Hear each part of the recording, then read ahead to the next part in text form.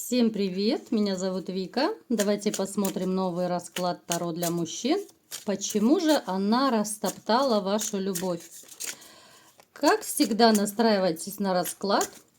Для энергообмена ставьте лайк, подписывайтесь на мой канал, делитесь видео с друзьями. Смотрим, в каких энергиях вы находитесь.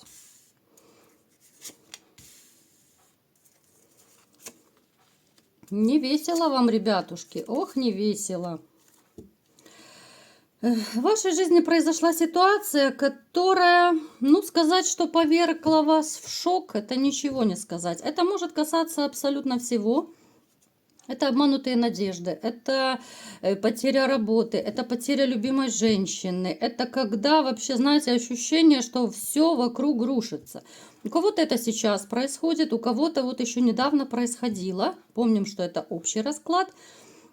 Вы человек довольно такой, разносторонне развитый, я бы сказала, интересуетесь многими вещами. Возможно, даже, я не знаю, видео смотрите, читаете, да, вот где-то в чем-то совершенствуетесь. То есть вы любите познавать, двигаться вперед, вы любите развиваться. Я не могу сказать, что вы прям слишком активны. Вы не человек движения, скорее так, серединка на половинку, да, где-то можете ускориться, если того требует ситуация. В большинстве как-то вот живете так размеренно, вот по ситуации. Вы человек, который, я бы сказала, что особенно вот в последнее время, может быть, это у кого-то последние месяцы, у кого-то это последние годы, вот именно когда жизнь начала рушиться, когда все в жизни начало меняться, вы стали уже не таким веселым, что ли, как были раньше. Вот нет повода для радости, вот нет повода для веселья. Как-то наоборот, все валится из рук, да, вот может быть какая-то апатия, может быть потеря смысла жизни, да, потому что личной жизни, вот вы сами видите, да, вообще женщин я вот не вижу рядом. Я имею в виду вот для серьезных отношений абсолютно не проигрывается, потому что, как-то настрой у вас немножко другой. Вы пока не расположены, вот именно внутренне, вы не расположены для личных отношений. Давайте разбираться дальше. Что же еще у вас произошло?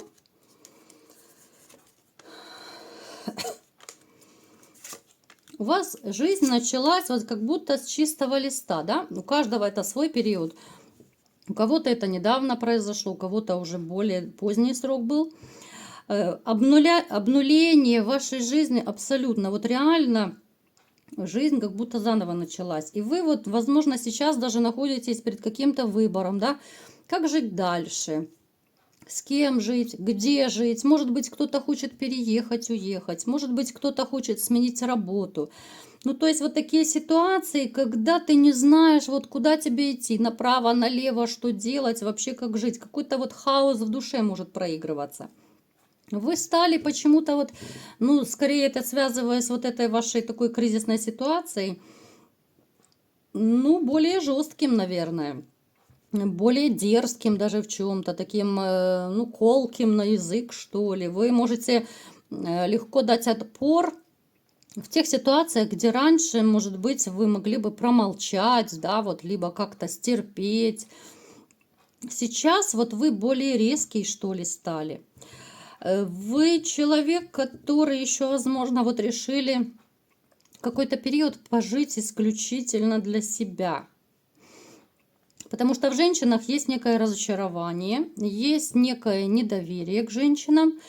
Поэтому вот вы для себя решили, как сложится, так сложится, да, вот как карта ляжет.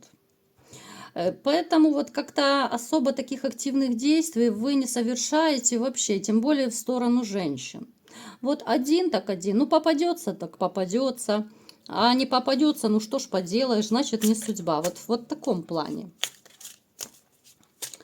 Вы человек также довольно такой, знаете, вот вы не конфликтный. Несмотря на то, что вы сейчас, может быть, такой больше стали рисковатый в чем-то, я не могу сказать, что вас можно назвать прям таким скандальным, конфликтным, вспыльчивым. Нет. Вы как раз сторонник вот мирного разрешения конфликтов. Вы человек, который ну, терпеть не может ссоры, скандалы, склоки, которых в вашей жизни было предостаточно. Поэтому, может быть, еще вы не торопитесь устроить свою личную жизнь, потому что, ну, вот этого так сказать, вы наелись сполна. Давайте-ка теперь посмотрим, какая же женщина пришла к нам на расклад. Будем разбираться с ней. Вот она, красавица, и пришла. Это женщина, как раз, которая причинила вам сумасшедшую боль. После нее вы теперь, конечно же, разуверились в женщинах. После нее вы не торопитесь в новые отношения. И после нее вообще такой, знаете, мерзкий, противный осадок на душе остался. Эта женщина довольно активная. Вот она, я бы сказала, даже более такая активнее, чем вы. Она более темпераментнее. Она может даже моложе, чем вы быть. Ну, такая вот живчик, да, во всех смыслах. Но в то же время она с довольно таким непростым характером. Она себя в обиду не даст. Очень такая эгоистичная дама.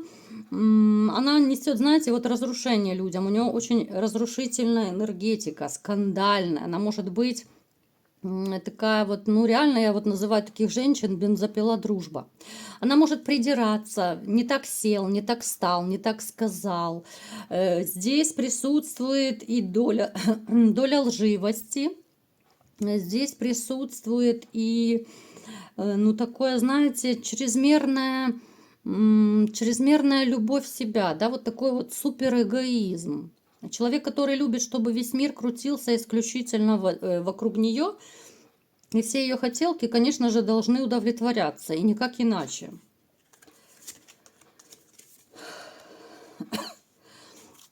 Эта женщина, да, это та женщина пришла, которая стала, ну, разрушительницей не только вашей семьи, но и вашей жизни. Вот именно из-за нее, вот, ну так сказать, вот все беды произошли в вашей жизни. Так, давайте-ка разбираться, почему же она растоптала вашу любовь, да, что же такое произошло, почему она так себя повела. Довольно такой непростой сегодня у нас расклад будет. Смотрите, ну исключительно, смотрите. Снова у нас выпадает любительница вот наших любимых пентаклей, денежек, да. Человек, который ценит отношения, в которых ей дают деньги. Она тянется туда, где ей выгодно. Туз пентаклей у нас вышел, да. Посмотрите, одни пентакли, вот одни пентакли. Дама, которая любит не только деньги, она вообще любит комфорт, все, что связано с комфортом. Это и жилище, это и подарки, это и поездки, это, ну, все что угодно, да, вот комфорт, комфорт, комфорт и ничего больше. Здесь, знаете, вот любовь исключительно к себе. Человек абсолютно не умеет любить. Человек абсолютно, ну, не предназначен даже для семейной жизни. Вот как-то она живет, но исключительно для себя. Я даже не удивлюсь, если она не очень хорошо ладит с детьми. Вот если у кого-то есть дети, вот, особенно если дети постарше, здесь могут проигрываться даже конфликты с детьми, вот когда они не могут найти, ну, общий язык, что ли, не могут найти. Причем, вот знаете, вот если у кого есть дети постарше, да, эти дети могут пытаться даже как-то ее вразумить. Вот вразумить. И я склоняюсь к тому, что дети даже больше на вашей стороне. Вот они даже как-то защищают вас. Но она никого не слушает, она слушает исключительно себя, исключительно свои хотелки. Но другое дело, что сейчас вот она запуталась. Она запуталась в своей жизни, она вообще не знает, как, куда двигаться дальше. Почему? В чем она запуталась?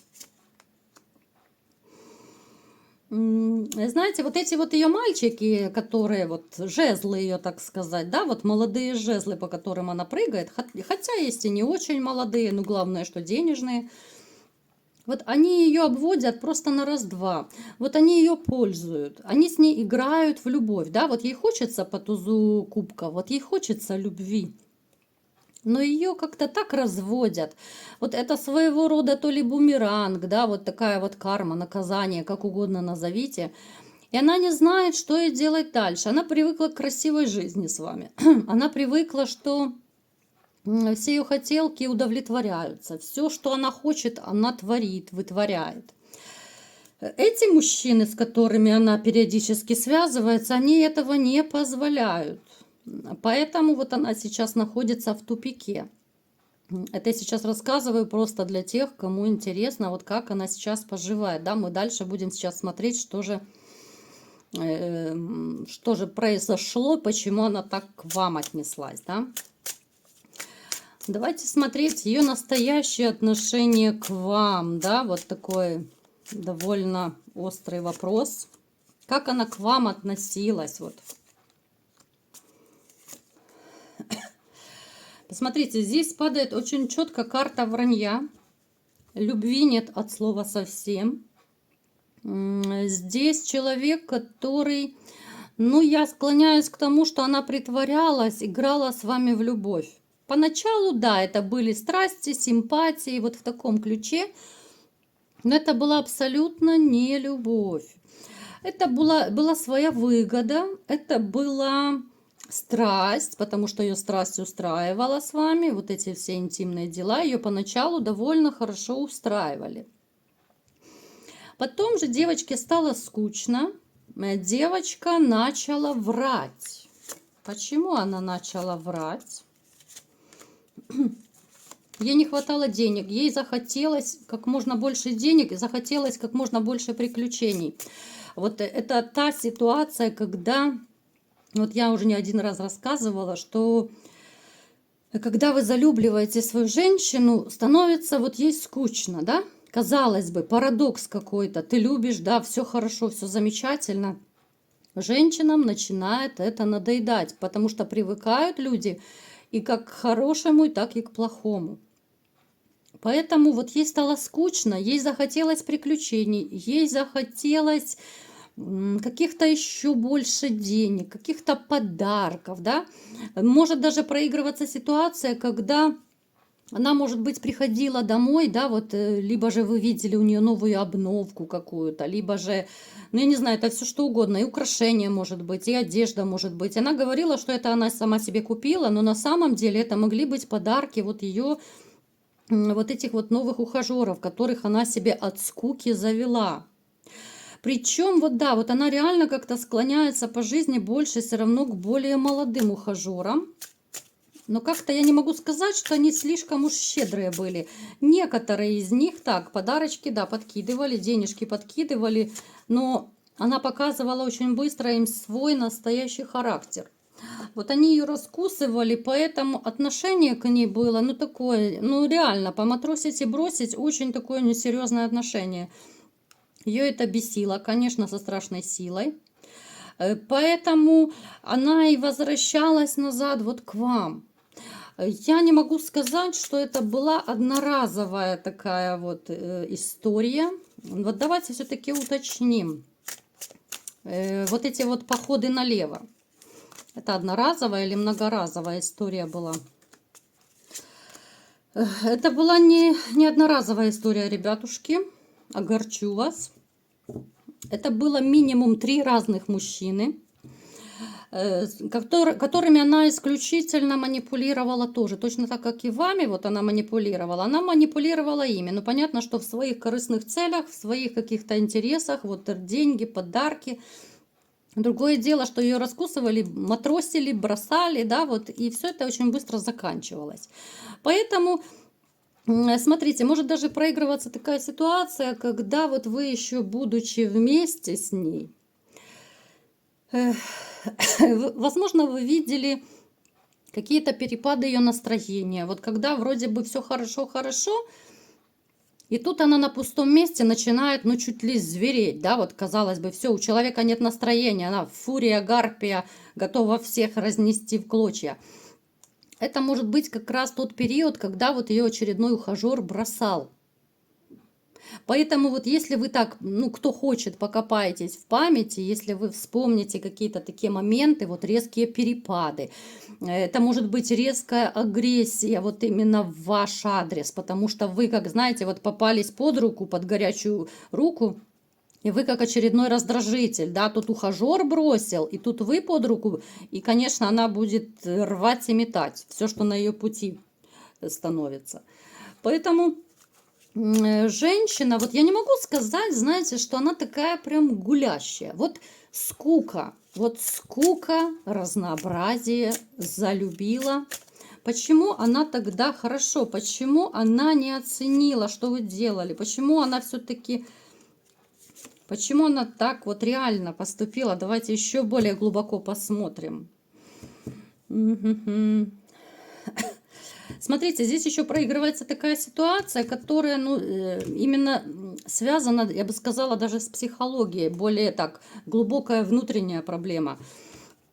У нее довольно большие комплексы внутренние. Возможно, вы их знаете, может быть, кто-то и не знает. С чем связаны комплексы? Давайте смотреть. Это могут быть комплексы, связанные с интимной жизнью, с внешностью. Это могут быть комплексы, связанные вот именно с телом, да, может быть, знаете, как женщины часто, то у них целлюлит, то маленькая грудь у них, то еще там что-то. Довольно часто вот такие женщины любят заниматься интимом вот при выключенном свете, да, вот, чтобы мужчина не видел вот эти все недостатки.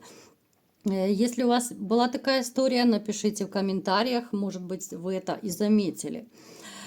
То есть здесь еще идет глубоко такая психологическая проблема, когда она, ну, каким-то образом самоутверждалась, потому что когда вот какой-то период вы с ней прожили, она вот, ну, знаете, она настолько к вам попривыкла уже, ну, вы уже стали, ну, как брат, стали такая вот родная душа. И ей захотелось вот этих вот приключений, вот этих подтверждений, что она еще женщина, что она еще нравится, да. Вот ей все мало было того, что вы давали. Несмотря на то, что вы все для нее были готовы, вот ей все мало, мало, мало. Ей вот именно из-за вот этих вот своих внутренних комплексов, ей хотелось постоянного подтверждения, но разных мужчин, понимаете? Одно дело, когда тебе комплимент делает один мужчина, а другое дело, когда тебе 20 мужчин делает комплимент. Это повышает самооценку, это дает уверенность в себе, в своих силах, да, что я еще ого-го, я нравлюсь, да, что я нравлюсь не только своему, но я нравлюсь и другим. Этим можно еще и манипулировать перед своим мужчиной, да, вот как делают некоторые женщины, что когда какие-то терки в семье начинаются, там ссоры, проблемы, такие женщины могут спокойно сказать, что тебя что-то не устраивает, до свидания, у меня там целая очередь стоит, да, вот я нравлюсь мужчинам, я с легкостью тебя заменю. Вот в таком плане. Поэтому вот у нее, помимо вот этого разнообразия, которого ей хотелось, ей вот не давала покоя низкая самооценка. Да, она могла оказаться внешне, что она такая вся королевишна, на самом деле это была ее, ну, маска, это ее защитная реакция, если такая вот внешность даже у нее грозная, снежной королевы. Это исключительно ее защитная реакция. Человек, который, возможно, даже в детстве страдал от отношений к себе сверстников, возможно, к ней родители не очень хорошо относились. Здесь могут быть и проблемы с матерью, да, вот мать могла неблагополучно жить с ее отцом. Ну, то есть очень много проблем. Либо же родители, которые злоупотребляли чем-то. А это вот девочка, когда был, ну, жена ваша бывшая, да, когда была девочка, она могла, ну, быть, знаете, предоставлена сама себе. Отсюда вот и как снежный ком накапливаются все проблемы, вот именно все внутренние проблемы, которые в ней произошли. Поэтому сказать, что она такая вот на букву «Б», да, но я не могу этого сказать. Хотя, да, она любит интим, да, вот по дьяволу, она любит. Хотя не могу сказать, что она прям супер умелая. Я не могу сказать. Она пытается, да, вот видите, она пытается красоваться, она пытается показаться лучше, чем она есть. Но опять же, это все из-за ее внутренних страхов, из-за ее внутренних комплексов, из-за ее внутренних проблем. Вот в таком вот ключе, понимаете? Поэтому она растоптала, знаете, вот так по-глупому вашу любовь, просто из-за своих каких-то борзений, да, из-за своих страхов, комплексов, самоутвердиться же надо, из-за своих каких-то хотелок, из-за влечения к разнообразию. Настолько такие глупые поступки. У меня даже вот, я не знаю, я не могу подобрать слова, потому что ну настолько глупые походы налево. Ну, я еще могу оправдать, когда муж там, да, плохой, там, я не знаю, издевается, мучает, да, там, изменяет. Но когда тебя любят, когда в тебя вкладывается, когда все для тебя, ну, человек, ну, реально уже просто бесился с жиру. А теперь, конечно, она осталась у разбитого корыта. Она не знает, что ей делать, как ей быть, куда бежать, где найти нового ухажера и так далее. Ну, что имеем, не храним, потерявши плачем. Я больше даже не знаю, что и сказать по этому поводу.